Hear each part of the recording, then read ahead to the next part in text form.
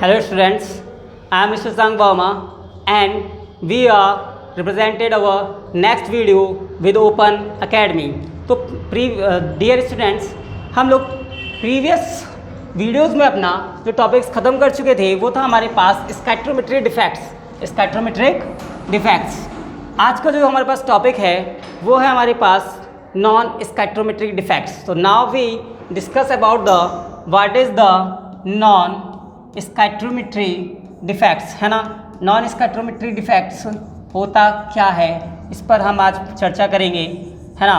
तो सबसे पहले बात करते हैं, जैसे कि मैंने आपको स्टार्टिंग में ही बता दिया था कि नॉन स्कैट्रोमेट्रिक इफेक्ट्स की अगर हम बात करें तो उसका डिफाइन है यहाँ आपके पास, there are many compounds in which the ratio of positive and negative ions present in the compounds differ from that required by idea formula of the compounds. It is called non scattrometric defects. कहने का मतलब ये है बच्चों कि जैसे कि मैंने आपको बताया था कि अगर हम एक आइडियल क्रिस्टल को क्या करें, कंसीडर करके चलें, तो उस आइडियल क्रिस्टल को कंसीडर करने के बाद आपके पास क्या होगा, इस आइडियल क्रिस्टल्स में हमारे पास यहाँ पर ए positive B negative, A positive B negative A positive, इस तरीके का कुछ एक आइडियल क्रिस्टल हम कंसीडर करके चल रहे थे। तो आपके पास वो क्या कहला रहा था, वो हमारे पास कह रहा था एक आइडियल क्रिस्टल। डिफेक्ट्स होने के बाद नंबर ऑफ कैटायन अगर बराबर हो, नंबर ऑफ एनायन के पॉजिटिव और नेगेटिव आयंस बराबर हों, तो हमारे पास क्या था, आपके पास स्कैट्रोमेट्रिक डिफेक्ट, क्या था, stoichiometric defect. But in the case of non stoichiometric defects आपका क्या होगा कि डिफेक्ट आने के बाद क्या होगा, नंबर ऑफ कैटायन और नंबर ऑफ एनायंस बराबर नहीं होंगे, तो ऐसे डिफेक्ट्स को ही बोल दिया जाएगा non stoichiometric defects. Clear students. But एक बात आप याद रखेंगे कि इस डिफेक्ट्स में नंबर ऑफ कैटायंस और नंबर ऑफ एनायंस अलग हो जाने के बावजूद भी यानी सेम उनका रेशियो सेम ना रह जाने के बावजूद भी उनकी जो इलेक्ट्रिकल न्यूट्रलिटी है वो आपके पास क्या होनी चाहिए, बदलनी नहीं चाहिए, है ना। वो आपका एक फर्दर आयंस, फर्दर इलेक्ट्रॉन्स या फर्दर कोई और चीज़ डालकर क्या रहना चाहिए, मेंटेन रखनी चाहिए, तब ऐसा डिफेक्ट्स हमारे पास कहलाता है non stoichiometric defects. So now we start the types of non-scattrometric defects in the this way. The next slide is that, and the type of non-scattrometric defects is number first, metal axis defect. metal axis defect, देखिए metal axis defects क्या होता है, इसके बारे में थोड़ा समझते हैं। These defects arise as following two ways. ये जो हमारे पास आपके पास क्या है डिफेक्ट्स है वो दो तरीके से पैदा हो सकता है। Number one, by anion vacancies. तो अभी हम जो क्या करना चाह रहे हैं, अभी जो हमारे पास आपके पास क्या होगा, डिफेक्ट्स होगा, वो होगा due to the anion vacancies, है ना। तो स्टार्ट करते हैं। देखिए जैसा कि मैंने आपको बताया कि आपका जैसा नाम से स्पष्ट हो रहा है कि मेटल एक्सिस, अगर हम क्या करें कि एक मेटल ऑक्साइड्स को कंसीडर कर लें, है ना, एक मेटल ऑक्साइड्स को कंसीडर कर लें, तो उस मेटल ऑक्साइड्स में से आपके पास क्या करें, या ए पॉजिटिव बी नेगेटिव का साइड जो आपको बगल में भी कर्व दिखाई दे रहा है, इसमें से क्या हो, आपके पास यहाँ A positive B negative, A positive B negative, फिर आपके पास B negative A positive, A positive B negative, B negative A positive B negative. This is a ideal crystal forming, है ना, हम मान रहे हैं सर। तो इसमें से क्या होगा बेटा, इसमें से कोई भी मेटल जो है वो एक्सेस में आ जाए। अब क्या होगा, कोई मेटल आपके पास ऑक्साइड है तो आपको सीधा पता चल रहा है कि किसी चीज़ को आपको एक्सेस में करना है तो क्या करोगे, एक्सेस में करने के दो तरीके हैं, या तो उस चीज़ को बढ़ा दीजिए या उसके अपोजिट साइड में जो चीज़ है उसको कम कर दीजिए। तो पहला तरीका हम क्या कर रहे हैं कि ये मेटल ऑक्साइड है, अगर मैं इस मेटल ऑक्साइड में से ऑक्सीजन वाले लैटिस को या जो आपके पास कैटायनिक वाली जो लैटिस है उसको क्या करें, कम कर दें, तो ऑब्वियसली बात है क्रिस्टल में जो मेटल का रेशियो होगा वो आपका बढ़ जाएगा। क्रिस्टल में जो मेटल का जो रेशियो होगा वो आपके बढ़ जाएगा। तो ऐसे डिफेक्ट को बोल दिया जाता है बाय एनायन वैकेंसीज। ठीक है, तो यहाँ पर आपको साफ दिखाई दे रहा है कि इसमें से हमारे पास क्या हुआ, ए पॉजिटिव बी नेगेटिव, फिर A positive B negative, A positive B negative. B negative is always a larger size in the comparison to the A positive. So यहाँ से आपको साफ साफ दिखाई दे रहा है कि ये आपके साथ एक जो साइट है, आपके पास जो लेटेस्ट पॉइंट्स है वो आपके यहाँ से एम्प्टी हो जाएगा, खाली हो जाएगा, है ना, वैकेंट हो जाएगा। और ये जो वैकेंट साइट है, इस वैकेंट साइट का आपको पहले ही बता दिया गया था कि इलेक्ट्रिकल न्यूट्रलिटी रखनी है। तो इसकी इलेक्ट्रिकल न्यूट्रलिटी को मेंटेन करने के लिए एक फर्दर इलेक्ट्रॉन्स यहाँ पर क्या हो जाएगा, फिट हो जाएगा। सो this is the very very important points for your examinations view. So what is the metal by anion vacancy metal excess defect is n compounds may have excess metals ions if a negative ions is absent from its lattice side, leaving a hole which is occupied by electrons to maintain the electrical neutrality। तो इस तरीके का आपके पास defect कहलाएगा metal excess defect. Clear?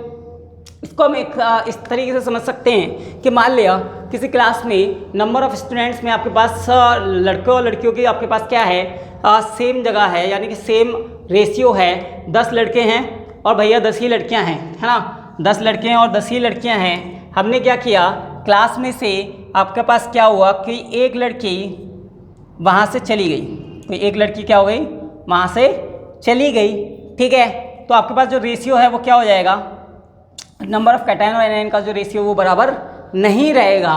But हम क्या करें कि आपके पास अगर नेगेटिव एक लड़की गई है, एक गर्ल्स गई है, तो अपनी कोचिंग की जो एक लड़की गई है उसकी जगह पर कोई एक लड़की अदर कोचिंग्स की या अदर एक जगह की यहाँ पर आके फिट हो जाए, इस पर्टिकुलर वैकेंट साइट में फिट हो जाए, तो आपके पास क्या होगा, उसकी इलेक्ट्रिकल न्यूट्रलिटी बनी रहेगी। और इस डिफेक्ट को, इस तरीके के डिफेक्ट्स को आप बोल सकते होगे metal excess defect by anion vacancies। Clear? Now a very very important points for your examinations is F center। So the what is the F center?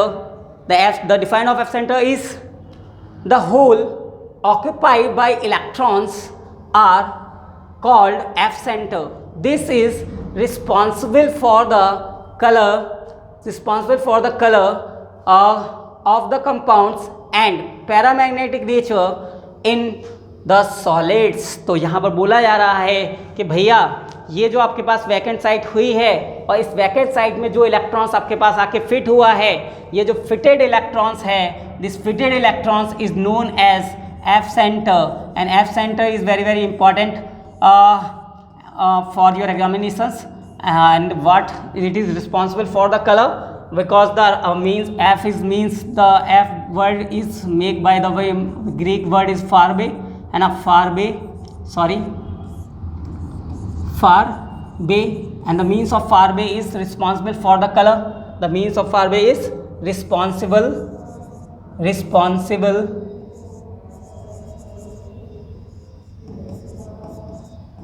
for color, है ना। तो आप बोल सकते हो कि भैया जो ये फिटेड इलेक्ट्रॉन्स है वो आपके पास एफ सेंटर कहलाएगा। बहुत ज़्यादा इंपॉर्टेंट, इसको आपको याद रखना है। और एफ सेंटर की वजह से आपके पास एक फिटेड इलेक्ट्रॉन्स की वजह से क्या होता है, ये आपको कलर प्रोवाइड कराते हैं। और ये आपको जो कलर प्रोवाइड कराते हैं तो आपको ये पता होना चाहिए कि ये आपको कौन कौन से कलर प्रोवाइड कर सकते हैं, है ना। तो ये आपको जो कैसे कैसे कलर प्रोवाइड करते हैं वो हम देख लेते हैं। देखिए, अगर हम NaCl की स्टेट में बात करें, बिना डिफेक्ट्स के स्टेट में बात करें, तो आपके पास वाइट कलर का होगा।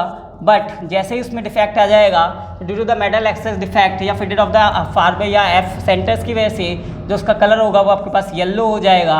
सिमिलरली आपके पास अगर हम LiCl के कलर की बात करें तो it is change into the pink, है ना, ऐसे आपके पास होता है। तो इस तरह के क्वेश्चंस आपके पास आ जाते हैं। हो सकता है आपके पास एक और एग्जांपल्स अदर क्रिस्टल्स का दे दे, KCl का दे दे। So this is the volatile इनका नेचर, है ना। तो ये आपके पास क्या हो सकते हैं, अलग अलग कलर्स, अलग क्रिस्टल अलग कलर्स प्रोवाइड कर सकते हैं आपके पास due to the F centre. तो इस तरीके की जो आपके पास क्या होती है, डिफेक्ट्स होती है वो आपके पास कहलाता है metal excess defect due to the anions, extra anions, and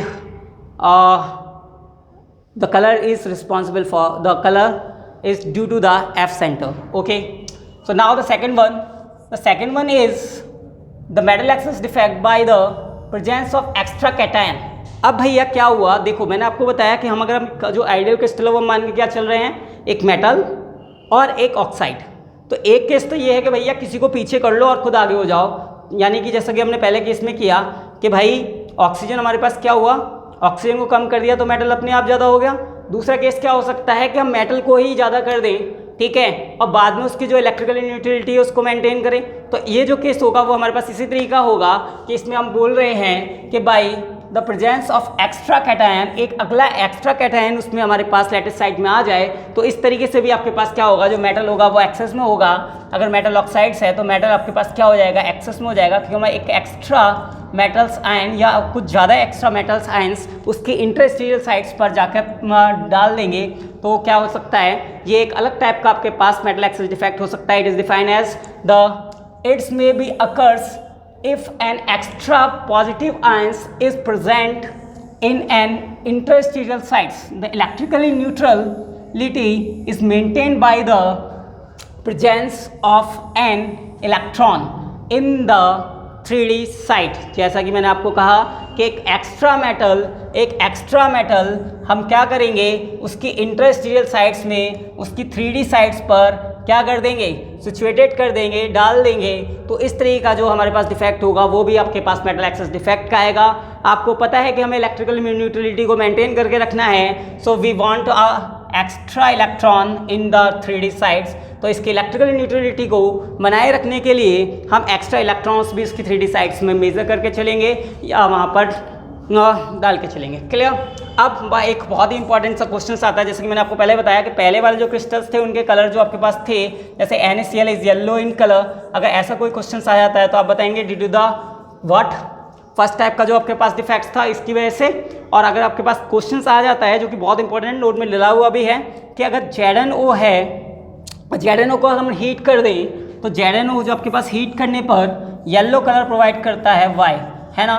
so this is not due to the F center, this is due to the presence of extra cation in its sites. देखिए यहाँ आपको साफ साफ दिखाई दे रहा है कि आपके पास क्या हुआ है, यहाँ पर एक्स्ट्रा इलेक्ट्रॉन्स जो है वो आपके पास इसकी इलेक्ट्रिकल न्यूट्रलिटी को मेंटेन करने के लिए 2 इलेक्ट्रॉन्स यहाँ पर दिख रहे हैं, ठीक है। तो आपके पास इधर ये वाइट कलर में होगा और इधर आपके पास क्या होगा, जिसका कलर है वो येलो हो जाता है। तो अगर इस तरीके का क्वेश्चन आपके एग्जाम में आ जाए कि ZnO is on heating as provide the yellow color to the crystal, so its answer is due to the metal excess defect of in the presence of extra cation.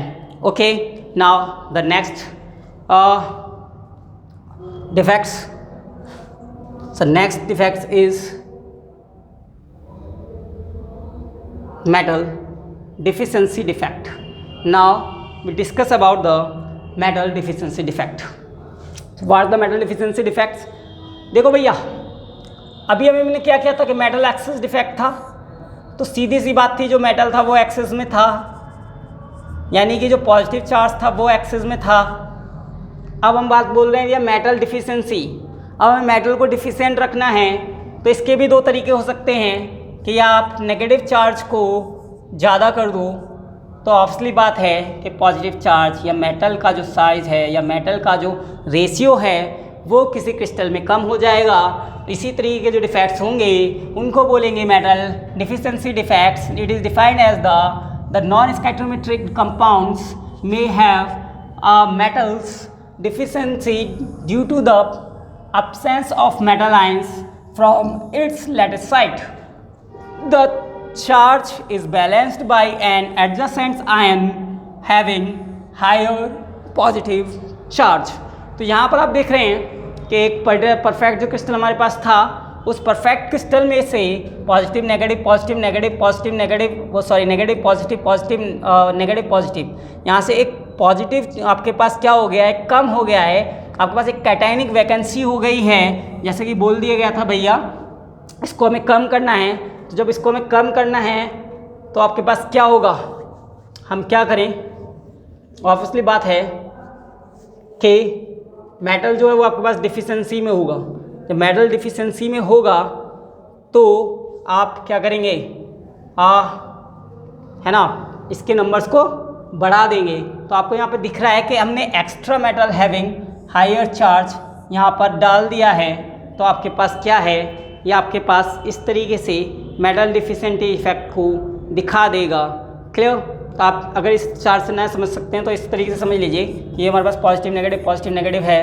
Clear? इसमें थोड़ा सा मुझे दिक्कत लग रही है, देखें, है ना। तो आपके पास इस तरीके से है पॉजिटिव नेगेटिव। अगर मैं इसको एम मेटल मान लूँ, ऑक्साइड्स इस मेटल, इट्स ऑक्साइड्स इस ऑक्साइड्स, है ना, इस मेटल इट्स मेटल इस ऑक्साइड्स, है ना, मेटल ऑक्साइड्स इस तरीके से बना रखा है। ये पूरा मेटल ऑक्साइड्स का हमारे पास एक डायग्राम है। इज़ द पॉजिटिव और नेगेटिव चार्ज, वो आपके ऊपर डिपेंड करता है कि ऑक्सीजन पर हमेशा डबल नेगेटिव होता है, तो इस पर डबल पॉजिटिव ही होगा। तो मेटल को एक्सिस में रखना है, डिफिशिएंसी में रखना है, तो ऑब्वियसली बात है कि नेगेटिव चार्ज कम होना चाहिए हमारे पास। क्या होना चाहिए? नेगेटिव चार्ज जो है वो पॉजिटिव चार्ज जो है हमारे पास क्या होना चाहिए? कम होना चाहिए। तो अब मेटल क्या होगा? डिफिशिएंट होगा। तो ऑब्वियसली बात है कि जो आपके पास ऑक्सीजन की वैल्यू है वो आपके पास ज़्यादा होनी चाहिए। ठीक है, तो आप इसको यहाँ से गायब कर सकते हो। जैसे ही आपके पास यहाँ से गायब हो जाएगा तो ये आपके पास हो जाएगा metal deficiency defect. Okay, so next slide, है ना। अगले और लास्ट डिफेक्ट्स की बात करते हैं जो कि आपके पास है इम्प्योरिटी डिफेक्ट्स। इम्प्योरिटी डिफेक्ट्स, है ना। In this type of defects, this is a third type of defects, it arises in ionic solids having impurities ions which have large deficient that ions is already present in the solids. Clear? Addition of SrCl2 in NaCl crystal, जब हम एक pure crystal में किसी और का salt की या किसी और आयंस की इम्प्योरिटीज़ को मिक्स कर देते हैं तो इस तरीके से जो हमारे पास डिफेक्ट्स अराइज होता है वो होता है impurity defects. In this type of defects आप साफ दिख रहे हो कि NaCl हमारे पास है, Na पॉजिटिव, Cl नेगेटिव, फिर Na पॉजिटिव, फिर Cl नेगेटिव, फिर Cl नेगेटिव। तो इस जो क्रिस्टल में था, इस क्रिस्टल में हमने NaCl के क्रिस्टल में आपका SrCl2 की इम्प्योरिटीज़ को मिक्स किया है। तो जैसे हम SrCl2 की इम्प्योरिटीज़ को मिक्स करेंगे तो Sr पे डबल पॉजिटिव आपके पास क्या होगा? यहाँ पर मिक्स हो जाएगा। तो इस तरीके से आपके पास जो भी डिफेक्ट्स होगा तो वो हमारे पास कहलाएगा इम्प्योरिटी डिफेक्ट्स। क्या कहलाएगा? इम्प्योरिटी डिफेक्ट्स, है ना। So this is the whole parts of defects are finished, है ना। तो आपके पास जितने भी हमारे पास सिलेबस में डिफेक्ट्स के पार्ट्स वो हमने ख़त्म कर लिए हैं। Now we discuss about the another topic is radius ratio. So what is the radius ratio? The radius ratio is defined as the ratio of the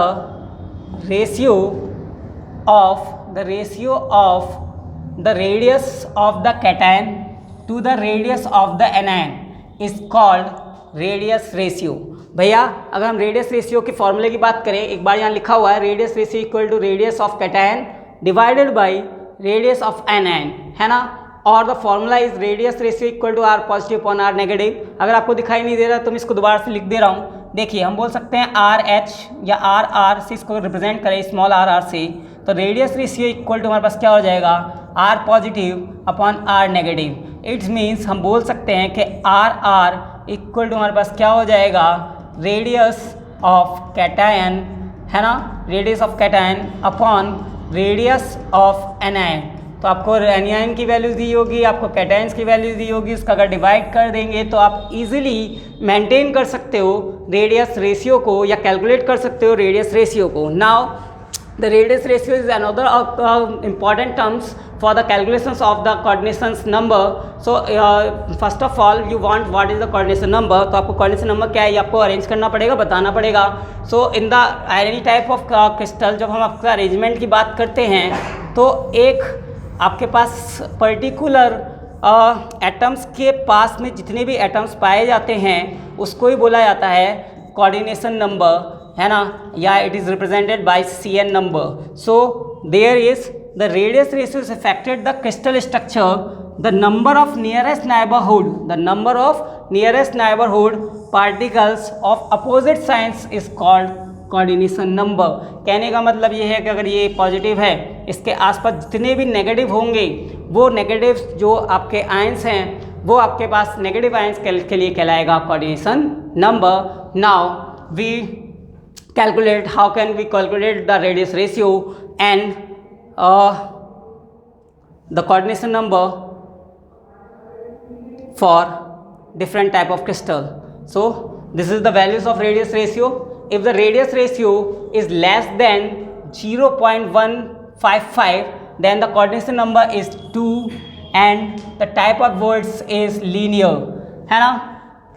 Number second, if the range of the radius ratio between the 0.1 to 0.2, easily you remember that the coordination number is 3. The shape of the voids is trigonal planar and the example is B2O3. Now 0.22 to 0.4, the coordination number is 4. The type of voids is tetrahedral and the example is ZNS and CuCl. The next one, if the range is 0.4 to 0.7, then the coordination number is 6. The voids is octahedral. The example is NaCl and MgO. This is the metal oxides, है ना। Now if the value of radius ratio is between the 0.7 to 1, then the coordination number is 8 and the cubic voids and the example is CsCl and NH4Br. This is the very important tables for your numerical perspectives. And if the value of exact 1, then the coordination number is 12 and the type of voids is CCP and HCP, and this is represent any type of metals, it means transition metals. So now we start numerical for radius ratio and coordination number. So what's the topic and what's the problems? The problems is if the radius ratio is in the range of 0.414 to 0.732, then the coordination number is, you easily calculate it. मैंने पहले ही आपको table दिखा दिया, आपको बता दिया था कि भैया 0. जो भी है ना, तो 0.2 से 0.4 तक हो सकता है। 0.4 से आपके पास कितना होगा, 0.7 होगा, 0.7 तक है और फिर आपके पास 1 है। एक बार आप दोबारा से टेबल्स को देख लीजिए, जिससे आपके पास क्या होगा, आप इजीली कैलकुलेट कर पाएंगे कि हमारे पास कोऑर्डिनेशन नंबर क्या होगा। इस टेबल में आपको साफ दिखाई दे रहा है कि जो किस रेंज के लिए पूछना चाह रहा है। इसमें ये हमारे पास रेंज पूछ रहा है 0.4 टू 0.7 वाला, 0.4 से 0.7 वाला। तो 0.4 से 0.7 के लिए कोऑर्डिनेशन नंबर कितना आ रहा है, ये आपको साफ दिखाई दे रहा है। 0.4 से 0.7 के लिए जो हमारे पास नंबर है वो आपके पास है, कोऑर्डिनेशन नंबर है 6। So our answer is 6। So our answer is 6। तो हमारे पास जो आंसर होगा वो आपके पास 6 हो जाएगा। इसके लिए आपके पास कोऑर्डिनेशन नंबर 2 है। इजीली आप आराम से कैलकुलेट कर सकते हैं, 2 मिनट का क्वेश्चन था। इसके लिए हमारे पास 2 हो जाएगा। इस रेंज के लिए आपके पास 4 हो जाएगा, इस रेंज के लिए 6 हो जाएगा, इसे 1 के लिए आपके पास 8 हो जाएगा, अगर एक्जैक्ट 1 के लिए आपके पास 12 हो जाएगा। So you easily calculated the coordination number.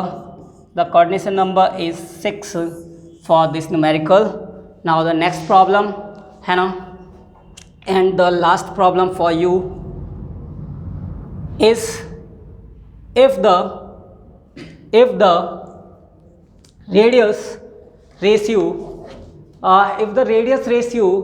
of cation is 1.29 and the radius of anion is 1.76, then what is the radius ratio? So it is a very easy questions for you. The formula is RR equal to R positive upon R negative, है ना। तो आप लगा दीजिए भैया, क्या हो जाएगा, कैटायन है ना 1.29 divide by 1.76। So your answer is 0.7, nearly to 0.7 and the coordination number is 6। So this is your answer for this problem. Thank you for watching this video and stay with Open Academy and Sasank Verma.